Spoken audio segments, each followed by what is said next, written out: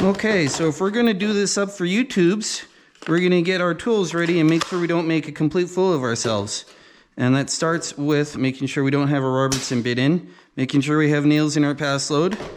We got our knife, we got our screwdriver, we don't need our chapstick, and we don't need this pen. I will use this bowl, but I want this clipboard out of the way. All right. Some people like to just tear these sides off. And sometimes that works and sometimes it doesn't, so I usually don't bother.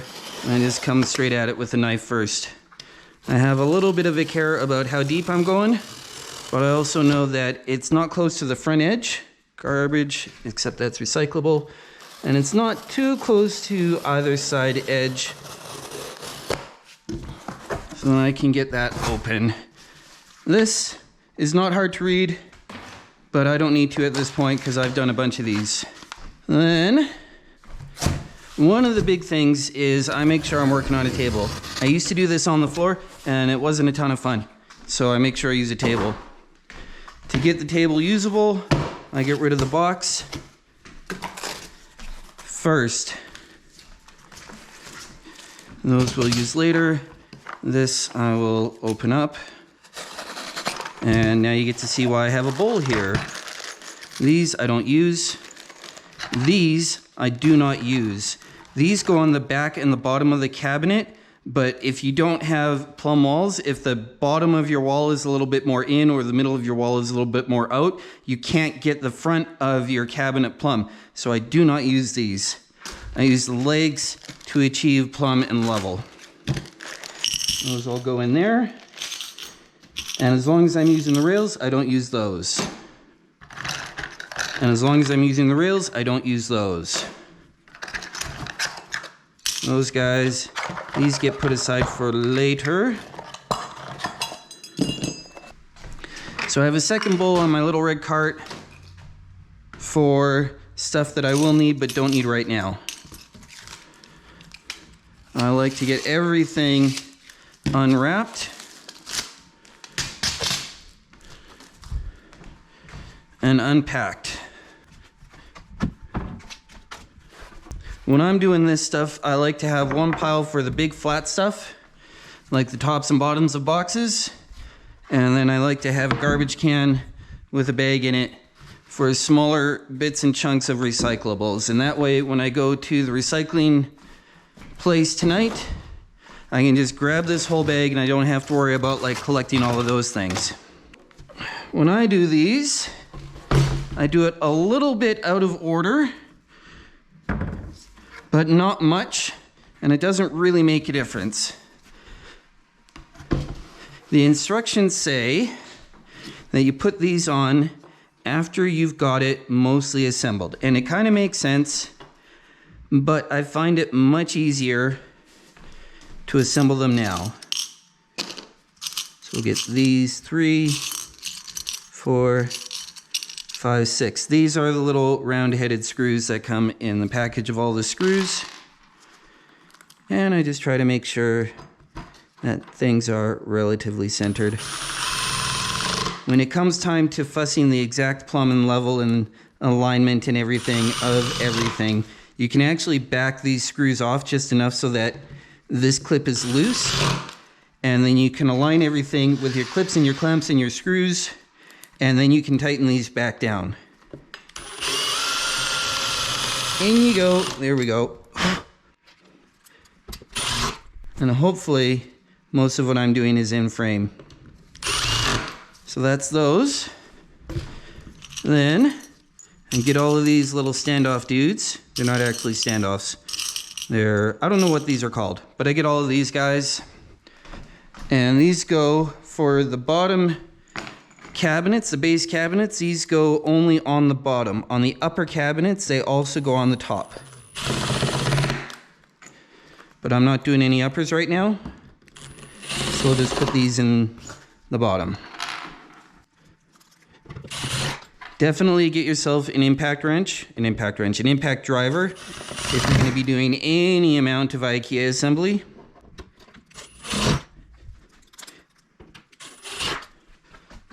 And then we get our dowels. I don't know why, but every Every single box that I've opened lately has come with one extra of these, and I don't need it. And some people will say, don't use a hammer, use a mallet. And my response is, I have a bit of practice. So if you want to use a hammer, use a hammer.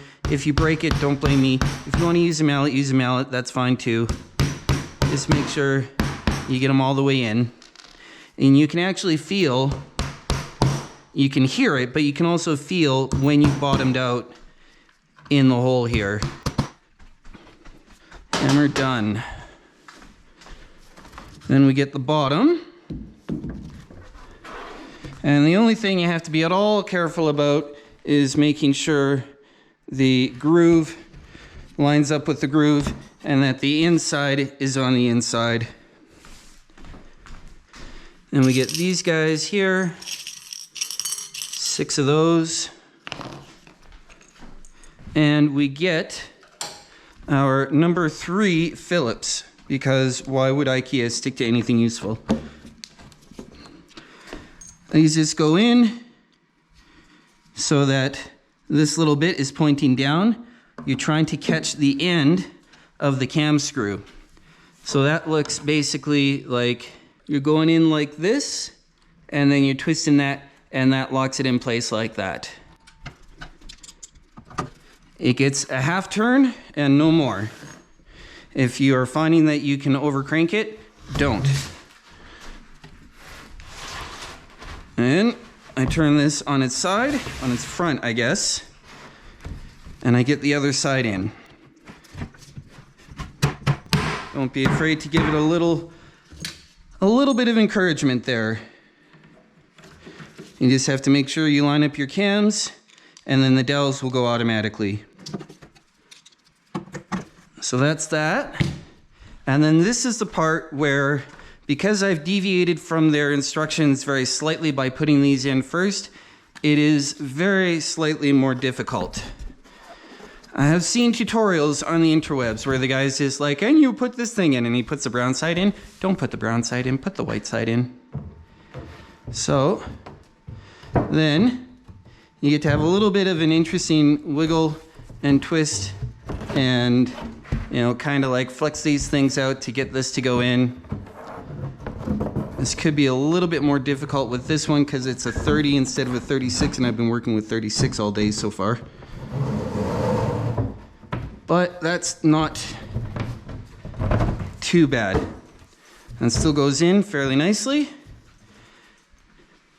And believe me, it's way easier to get these screwed in when they're on their flat than when they're on their side.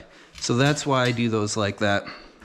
Then you get these clips and this bar. This is assuming you're not doing anything interesting like putting a stove in it, and that you're just doing a basic cabinet with doors or drawers.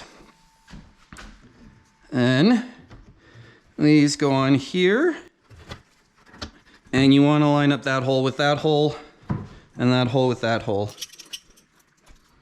Get these screwed in. These screws are the thin but have a long, smooth part at the top of the shank there. Shaft. It's got the smooth shaft.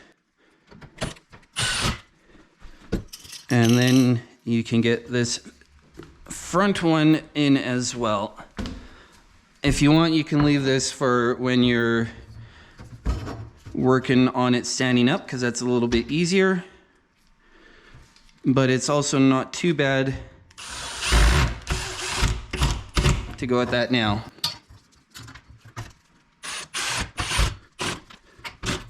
All right, now here's where I think I can actually make a contribution to the IKEA YouTube community. IKEA says square the back and then nail it. They don't really give good instructions on how to square it.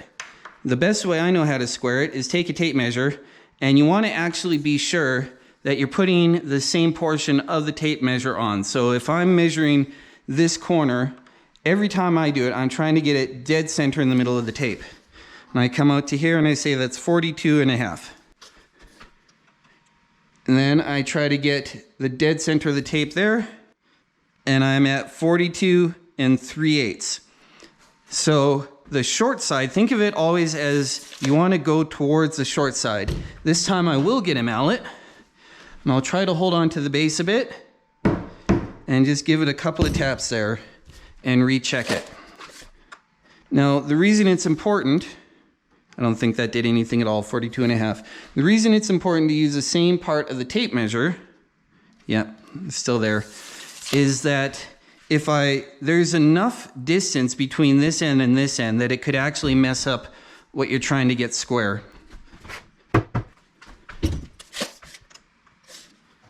And I think we're just kind of sliding around on the table right now. But this is an important part and should get fussed. There we go. Now we're at 42 7/16. And if we transferred that other 16th that we just lost from that side to this side, then we are exactly the same. When your diagonals are exactly the same, you are square. So now we come to the pass load and we start nailing. IKEA does provide you these little garbagey packs of screws, or nails rather, that I keep throwing out. These things here, I always throw them out. For uppers, I'll keep them because I do use the little bumpers on the backs of uppers because they don't get legs. So I do actually have my little bumpers here. But for the base cabinets, I don't use those. So those just go away and I start nailing with the brad nailer. I don't come all the way down one side and work my way around. I will get all the corners first that I can. And then after I've got the corners done, that's gonna hold it very stable. So if I have to go away or if something bumped it, if I trip and fall, it's gonna be fairly square. And then I can just come along and pile in as many nails as I want. I like to be a little bit on the left of the line. IKEA says go right on the line. I like to be a little bit left of the line because these the back panels don't always fit exactly into the full depth of the groove. So if I'm just a little bit left and if I angle this way towards the outside, then even if I get a blowout, which I don't, but even if I did get a blowout, it would be off to the outside. And that would either get covered by another cabinet or by a cover panel or by something. If I'm nailing like this, then it's gonna blow it to the inside and I have to spend a lot of time trying to clean that up. The other thing to point out is that I'm using 1-inch brads for this and nothing longer, because nothing longer is not gonna do you any good. Now that is the assembled cabinet. Then we got to go find some legs. These legs are one of my favorite things about the whole IKEA kitchen setup.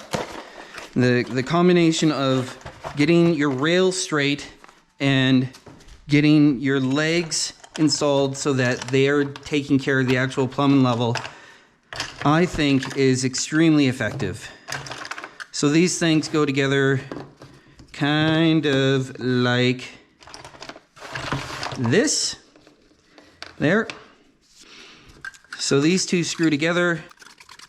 I haven't found a faster way to do this. If anyone comes up with one, let me know. There is a little bit of a tab that says like, this is what should be the right height. I always break that tab off and screw past it a little bit. And that goes like that. Now this one will go around this way instead. There, and we'll need one more. This is the end run of a pair of cabinets, or of a wall of cabinets. So I have to put one on the front and on the back. I've already got one on the front on the existing cabinet that's been installed. But to get the toe kick in, you need something to clip to. These are the clips that hold the toe kicks onto the legs. And those clips need these legs to attach to. We'll make sure my little area here is nice and clean, ready to receive a new cabinet. Make sure there's nothing too much in the way, and then you get lifting. Take care to get things out of your pockets, especially if you're working on a table, because when you go to balance something on your leg, you don't want to be crushing your phone. And like right there, I was able to just slide it down my thigh a little bit. And then I can carefully set the back corners on the floor. Don't lift by these things. They are only held in by a very little bit of thread on those screws. And those are not structural. So then you just clip it on the back, on the rail. You might have more or less of a fuss getting it to sit in with the existing leg. And then these ones go in here, and then I can thread the legs down. And you can even hold the cabinet while threading the leg to get the base of the leg to push up into the cabinet to hold it really well. Now, IKEA might also suggest that you put the legs on first. And if you've got someone to help, that might be a good idea. But I have found every time I've tried to install the legs first, especially when working alone, that it's just more misery than it's worth. It's easy enough to come back in after, roll around on the floor a little bit, and get the legs in. That's how I install a standard base cabinet.